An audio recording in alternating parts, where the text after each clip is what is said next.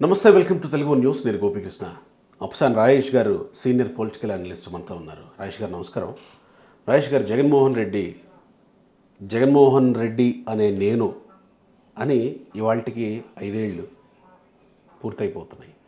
ఆ రోజు ఆయన చెప్పిన మాట ప్రజలకి సరే హామీల పరంగా బోలెడన్ని ఇచ్చారు, సరే ఆ హామీలన్నీ పక్కన పెట్టేశారు, వాటిలో ఏవో కొన్ని చేసి నేను చేశానని చెప్పుకుంటున్నారు, అది వేరే విషయం. కానీ 30 ఏళ్ళు నేనే ముఖ్యమంత్రిగా ఉంటా, మా నాన్న ఫోటో పక్కన నా ఫోటో ఉంటుంది అని కదా ఆయన ఆ రోజు ప్రమాణ స్వీకారం రోజు కూడా చెప్పినటువంటి విషయం. కానీ మీలాంటి వాళ్ళు మాట్లాడినా, సర్వే సంస్థలు చెప్పినా, అతిపెద్ద విశ్లేషకులుగా మనం భావించే కొంతమంది విశ్లేషకులు చెప్పినా, ఎవరు చెప్పినా జగన్మోహన్ రెడ్డి ఓడిపోతున్నాడు అని జాతీయ మీడియా ఛానళ్ళు కూడా చెప్తా ఉండానంటే 30 ఏళ్ళు ఉంటానన్నాడు, 5 ఏళ్ళకి ఇంటికి పోవటం ఏంటి అంటే 175 స్థానాలు ఉన్న సభలో 150 స్థానాలతోటి విజయం దక్కేయటం అంటే మామూలు ఇష్యూ కాదు. అది ల్యాండ్ స్లైడ్ విక్టరీ. ప్రజలు చాలా హై ఎక్స్పెక్టేషన్ తోటి జగన్మోహన్ రెడ్డి గారికి అంతటి భారీ విజయం దక్కించారు. దానికి కీలకంగా దోహదం చేసిన అంశాలేంటి? జగన్మోహన్ రెడ్డి గారు ఆనాటి ప్రభుత్వానికి వ్యతిరేకంగా చేసిన ప్రచారం, జగన్మోహన్ రెడ్డి గారు ఆయన చేతిలో ఉన్న సొంత మీడియా సంస్థల ద్వారా కానీ, ఆయన చేతిలో ఉన్న వ్యూహకర్తల ద్వారా కానీ, వాళ్ళ చేతిలో ఉన్న సోషల్ మీడియా ద్వారా కానీ ఆనాటి ప్రభుత్వానికి వ్యతిరేకంగా చాలా విపరీత ప్రచారం చేయగలిగారు. ప్రజలు ఆ ప్రచారాన్ని నమ్మే విధంగా ఆ ప్రచారాన్ని ప్రతి గడపకి చేర్చగలిగారు. ప్రజల మనసులో చాలా బలంగా ఆ ప్రభుత్వానికి వ్యతిరేకత నాటుకునే విధంగా సక్సెస్ అయ్యారు. ఆనాటి ప్రభుత్వం, వాళ్ళ పనితీరు, వాళ్ళు తీసుకుంటున్న నిర్ణయాలు, అవి సమాజం మీద ఎటువంటి ఇంపాక్ట్ చూపిపోతున్నాయి, వాళ్ళు అమలుపరుస్తున్న సంక్షేమం, ఇవేవి ఎక్కడ చర్చనీయాంశం కాల. అసలు ఒక ప్రభుత్వాన్ని ఓడించడానికి ప్రజలు తీసుకోవాల్సిన నిర్ణయం ఆ ప్రభుత్వ పనితీరు ప్రాతిపదికగా ఉండాలి, ఆ అధికార పార్టీ నాయకుల వ్యవహార శైలి ప్రాతిపదికగా ఉండాలి. అవును కదా. కానీ అవేవి చర్చనీయాంశం కాకుండా జగన్మోహన్ రెడ్డి గారు ఆ ప్రభుత్వానికి వ్యతిరేకంగా పూర్తి స్థాయిలో వ్యతిరేక ప్రచారం చేయగలిగారు. ఈ చేసిన ప్రాసెస్లో అంటే ఇవాళ పాలకుడైనా, ఆయన పాలకుడిగా బాధ్యతలు చేపట్టిన తర్వాత ఆయన పాలనా హయాంలోనే ఆనాడు ఆయన చేసిన ప్రచారం మొత్తం కూడా అసత్య ప్రచారం, ప్రజల్ని భ్రమింపజేసే ప్రచారం అని చెప్పని దూదిపింజల్లాగా ఆయన చేసిన ఆరోపణలు తేలిపోయినాయి ప్రజల ముందు. ప్రజలకి ఇవాళ సత్యం బోధపడింది. నిజానికి అబద్ధానికి మధ్య ఉన్న వ్యత్యాసాన్ని ప్రజలు ఇవాళ వాస్తవ రూపంలో అనుభవపూర్వకంగా తెలుసుకుంటూ ఉన్నారు. ఆనాడు విభజన జరిగిన రాష్ట్రం, ఆ రాష్ట్రానికి ఒక రాజధాని కూడా లేని పరిస్థితుల్లో రాజధాని నిర్మాణాన్ని సంకల్పిస్తూ దానికి సంబంధించిన కార్యకలాపాలు ఓ పక్క సైమల్టేనియస్గా కొనసాగిస్తూనే రాష్ట్రాన్ని శ్రీకాకుళం జిల్లా నుంచి అనంతపురం జిల్లా దాకా ఏ జిల్లాకు ఆ జిల్లాలో ఉన్న వనరుల ప్రాతిపదికగా అభివృద్ధి చేయడానికి ఆ ప్రభుత్వం ప్రయత్నం చేసిన, పారిశ్రామికీకరణ పెంచే ప్రయత్నం చేసిన, ఇరిగేషన్ ప్రాజెక్టుల నిర్మాణాన్ని వేగవంతంగా కొనసాగించే ప్రయత్నం చేసిన, వలసలని నివారించే ప్రయత్నం చేసిన, రోడ్ ఇన్ఫ్రాస్ట్రక్చర్ దగ్గర నుంచి 24/7 పవర్ అందివ్వడంలో సక్సెస్ అయిన, పారిశ్రామిక పెట్టుబడులు రప్పించి ఎంప్లాయ్మెంట్ క్రియేట్ చేయగలిగినా కూడా ఇవేవి ప్రజల్లో చర్చనీయాంశం కాల.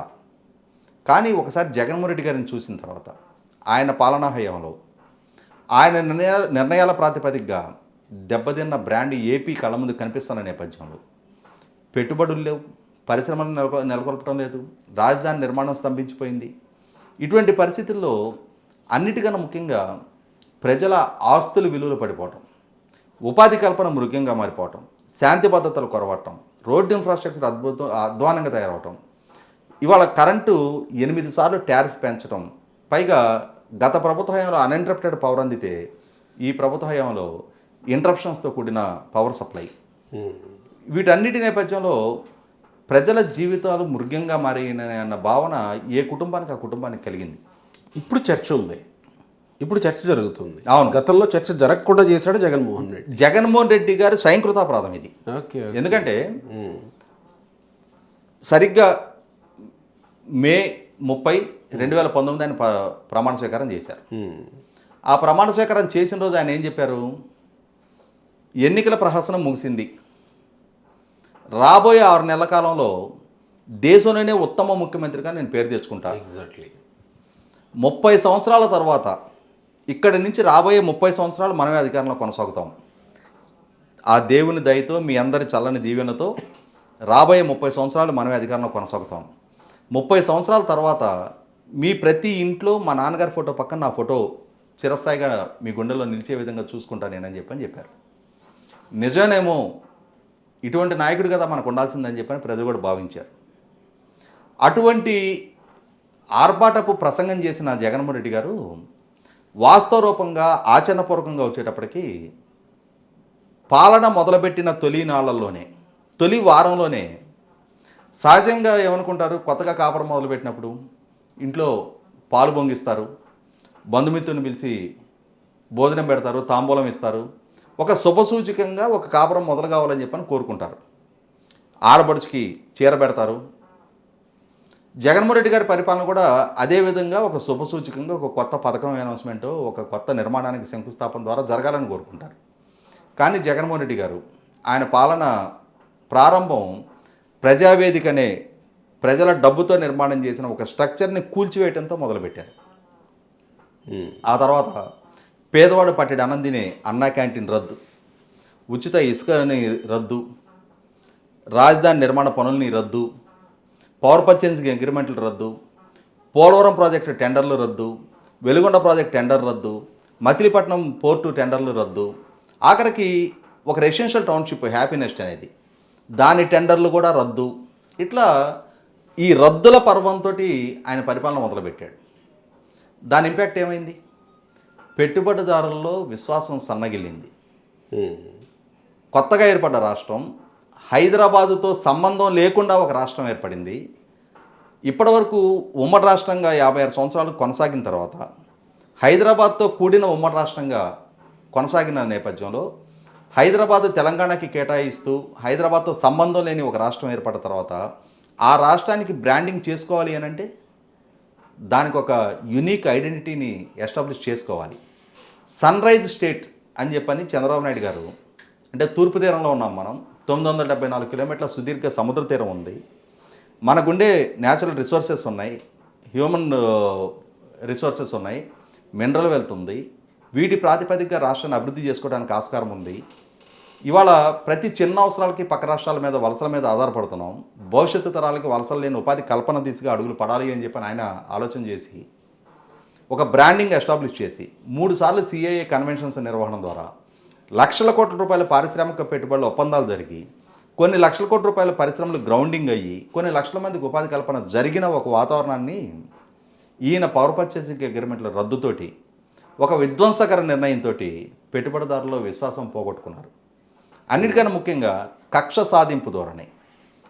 గత ప్రభుత్వ హయాం ముద్రలే ఉండడానికి వీల్లేదు అని చెప్పని గత ప్రభుత్వ హయాంలో ప్రారంభించిన అమరావతి రాజధాని పనులని నిలువున ధ్వంసం చేసి అక్కడ పనులు చేస్తున్న కాంట్రాక్టర్లకి బిల్లులు చెల్లించకుండా వేధింపులకు గురి చేసి వీళ్ళ నాయకుల ద్వారా వాళ్ళకి సంబంధించిన కన్స్ట్రక్షన్ మెటీరియల్ను కూడా దౌర్జన్యంగా తరలించుకెళ్ళిన తీరు చూసాం. ఇవాళ 5 సంవత్సరాల పాలనలో ప్రజలకు భావ ప్రకటన స్వేచ్ఛ లేదు.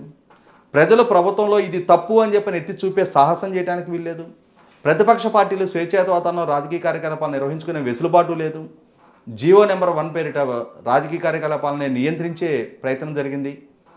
ఇవాళ 5 సంవత్సరాల తర్వాత వెనక్కి తిరిగి చూసుకుంటే అన్ని ప్రమాణాల్లో దిగజారిపోయి ఆర్థికంగా అప్పుల పాలయ్యి పారిశ్రామిక పెట్టుబడి లేకుండా ఇవాళ దేశంలోకి వచ్చిన ఎఫ్డిఏలో 0.4% మాత్రమే ఆంధ్రప్రదేశ్ ఆకర్షించగలిగింది అని అంటే ఎంత సిగ్గుచేటైన వ్యవహారం అది. మరి 30 ఏళ్ళు అధికారంలో ఉండాలి, ఉంటాను అని చెప్పిన వాడు ఈ విషయాల్లో ఎందుకు ఎక్కడ తప్పటడుగు పడింది? అంటే ఇక్కడ జగన్మోహన్ రెడ్డి గారికి స్వతహాగా పాలనా దక్షత ప్రదర్శించగలిగే సమర్థత ఆయనకు లేదు. ఆయన కిరాయికి తెచ్చుకున్న వ్యూహకర్తలు, ఆయన కిరాయికి పెట్టుకున్న సోషల్ మీడియా, ఆయన కిరాయికి పెట్టుకున్న మీడియా, ఆయన కిరాయికి తెచ్చుకునే న్యూట్రల్ ముసుగులో ఉన్న కొంతమంది వ్యక్తులు అటువంటి ఎలివేషన్ ఆయన కల్పించారు. వాళ్ళ వ్యూహాలు, వాళ్ళు రాసిచ్చిన స్క్రిప్టు ఈ రోజుకి కూడా జగన్మోహన్ రెడ్డి గారు ఈరోజు ఒక ప్రసంగం చేస్తే తలంచుకొని పేపర్ చూడకుండా ప్రసంగం చేయటం మీరు చూసారా? తనని శ్లాఘించుకునే సందర్భంలో అయినా సరే పేపర్ చూసి చెప్పాల్సిందే, తన రాజకీయ ప్రత్యర్థులను విమర్శించే సందర్భంలో అయినా సరే ఆ విమర్శ కూడా పేపర్ చూసి చెప్పాల్సిందే. సూటిగా స్పష్టంగా ప్రజల వంక చూసి వాళ్ళ కళ్ళల్లోకి చూస్తా తన మనసులో అభిప్రాయాన్ని చెప్పలేని నిస్సహాయుడు జగన్మోహన్ రెడ్డి గారు. ప్రతి సోనియా గాంధీని సైతం ఎదిరించిన ధైర్యశాలి ధీశాలి అని కదా జగన్మోహన్ రెడ్డిని అప్పుడు ఇక్కడ అంటే కొన్ని సందర్భాల్లో కొంతమందికి కొంత హానిమూన్ పీరియడ్ నడుస్తుంది. అలాగే జగన్మోహన్ రెడ్డి గారికి కూడా నిజాలు కప్పిపెట్టబడి అసత్యం రాజ్యమేలింది. వాస్తవంగా జగన్మోహన్ రెడ్డి గారు జైల్లో ఉన్న సందర్భంగా జగన్మోహన్ రెడ్డి గారి తల్లి విజయలక్ష్మి గారు, జగన్మోహన్ రెడ్డి గారి చెల్లెలు శర్మిల గారు, జగన్మోహన్ రెడ్డి గారి సతీమణి భారతి గారు స్వయంగా సోనియా గాంధీ గారి దగ్గరికి, రాహుల్ గాంధీ గారి దగ్గరికి వెళ్ళి రాయబారం చేసి కాళ్ళబేరానికి వెళ్ళి వేడుకొని జగన్మోహన్ రెడ్డి గారికి బెయిల్ తెచ్చుకున్నారనేది వాస్తవం. ఇవి ఈ మధ్య కాలంలోనే శర్మిల గారే స్వయంగా బయట పెట్టడం జరిగింది. కాబట్టి ఆయన ఏదో కడప పౌరుషానికి ఇటలీ ఆధిపత్యానికి మధ్య పోటీ అని చెప్పని ఎన్నికల్లో దాన్ని ఒక అస్త్రంగా వాడుకునే ప్రయత్నం చేసి స్థానికంగా ఎమోషన్స్ ఫ్లేరప్ చేసి ఆ ఉప ఎన్నికల్లో లబ్ధి దక్కించుకొని ఉండొచ్చు. కానీ వాస్తవ రూపంగా ఆయనకి ఉన్న ఆత్మగౌరవం ఏంటి, ఆత్మాభిమానం ఏంటి అనేది ప్రధానమంత్రి హోదాలో మొట్టమొదటిగా రాష్ట్రానికి విచ్చేసిన నరేంద్ర మోడీ గారి కాళ్ళకి నమస్కారం చేసిన సందర్భంలోనే మనకు తేటతలమైంది. రాష్ట్రపతి అభ్యర్థిగా ప్రచారానికి వచ్చిన రామ్నాథ్ కోవింద్ గారికి బేగంపేట ఎయిర్పోర్ట్లో కాళ్ళకి నమస్కారం చేసిన రోజే జగన్మోహన్ రెడ్డి గారి వెన్ను ఎంత బారుగా ఉంది అనేది రాష్ట్ర ప్రజలకు ఒక స్పష్టత వచ్చింది. కాకపోతే ఏంటంటే పరిస్థితులు పరిణామాలు అనుకూలించినాయి. అడిస్మిల్ గారు అన్నట్టు అప్పుడప్పుడు అంటుంటారు, ఆయన కాపురం చేసే కళ కాలి గోళ్ళనాడే తెలుస్తుంది అని. అప్పుడే ప్రజావేదిక కూల్చినప్పుడు లేకపోతే ఇలా నరేంద్ర మోడీకో ఇట్లా కాళ్ళ మీద పడినప్పుడు తెలిసిపోయిందని. అంటే అప్పటికి జరగాల్సిన నష్టం జరిగిపోయింది. ప్రజా తీర్పు ఆయనకు అనుకూలంగా వచ్చింది. మనకి రీకాల్ సిస్టమ్ మన రాష్ట్రంలో, మన దేశంలో అమల్లో లేదు. 5 సంవత్సరాల పాటు ప్రజలు భరించి తీరాల్సిన పరిస్థితి. ఇవాళ 5 సంవత్సరాల కాలం పూర్తయిన తర్వాత ప్రజలకు ఒక స్పష్టత వచ్చింది. ప్రజలు ఒక స్పష్టమైన నిర్ణయం ఆల్రెడీ ప్రకటించేస్తున్నారు. ఈవీఎంలో నిక్షిప్తమై ఉన్నాయి. ఇంకొక 5 రోజుల్లో ఈ టైంకి రాష్ట్రానికి ఒక క్లారిటీ రావడం ఖాయం. జగన్మోహన్ రెడ్డి గారు తనకు దక్కిన సువర్ణ అవకాశాన్ని దుర్వినియోగం చేసుకున్నారనేది అయితే చరిత్రలో ఈ రోజు నిలిచిపోవటం ఖాయం. డెఫినెట్గా సువర్ణావకాశమే కదా అన్ని సీట్లతోటి. ఇవాళ 25 పార్లమెంటు స్థానాలు దక్కితే 25 పార్లమెంటు స్థానాలు అందులో 22 స్థానాలు ఆయనకే దక్కితే, రాజ్యసభలో ఉన్న 11కు 11 రాజ్యసభ స్థానాలు ఆయనకే దక్కితే, రాష్ట్రం కోసం కేంద్ర ప్రభుత్వాన్ని ఒక్క 5 నిమిషాలు కూడా ఏ సందర్భంలో నిగ్గదీసి ప్రశ్నించలేని ఒక నిస్సహాయ పాలకుడిగా జగన్మోహన్ రెడ్డి గారి చరిత్రలో నిలిచిపోయాడు. ఆయన ఏ అంశం పట్ల కూడా ఒక్క 5 నిమిషాలు సభను స్తంభింపజేసిన దాఖలానే లేదు. మా రాష్ట్రానికి ఈ హక్కులు రావాలి, మా రాష్ట్రానికి ఈ వనరులు రావాలి, మా రాష్ట్రానికి ఈ నిధులు రావాలి అని చెప్పని ప్రశ్నించిన దాఖలానే లేదు. అయ్యా బాబు ప్లీజ్ అయ్యా అప్ప అని తప్ప. దానికి ఆయనకున్న బలహీనతలు ఏంటనేది కూడా ఒక స్పష్టత వచ్చేస్తుంది. కాబట్టి ఏంటంటే 2019 మే 30 నాడు పట్టిన గ్రహణం తొలగిపోవడానికి 5 సంవత్సరాల కాలం పట్టింది. కానీ చర్చ అయితే మొదటి నుంచి మీరు ముందు ప్రస్తావించినటువంటి మాట, అప్పట్లో చర్చ జరగలేదు, ఇప్పట్లో చర్చ జరుగుతుంది అని అంటే, ఆ చర్చ జరగడంలో, ప్రజల్లో చర్చ జరిగేలా చేయడంలో అప్పసాని రాజేష్ గారి పాత్ర కూడా ఉంది అని నేను అనుకుంటున్నా. ఎంతో కొంత వృతాభక్తిగా ఎంతో కొంత ఉండే ఉండొచ్చు. అంటే ఎప్పటికప్పుడు 5 కోట్ల మంది ప్రజల జీవితాలతో ముడిపడి ఉన్న అంశంలో ఒక సామాన్యుడిగా, ఒక గ్రామస్థాయి రాజకీయాల్లో సుదీర్ఘకాలం కొనసాగిన రాజకీయాల పట్ల, రాష్ట్ర పరిస్థితుల పట్ల, స్థితిగతుల పట్ల అవగాహన ఉన్న వ్యక్తిగా నాలాంటి వాళ్ళని కూడా మాట్లాడితే ఎంతో కొంతమందికి అసలు సిసలు సమాచారాన్ని చేర్చడానికి ఆస్కారం ఉంటుంది అనే ఉద్దేశంతో మేము చేసిన ప్రయత్నం కూడా ఉడతాభక్తిగా మా కంట్రిబ్యూషన్ మాది ఉండుండొచ్చు డెఫినెట్గా. రైట్, మంచి రోజులు రావాలని కోరుకుందాం.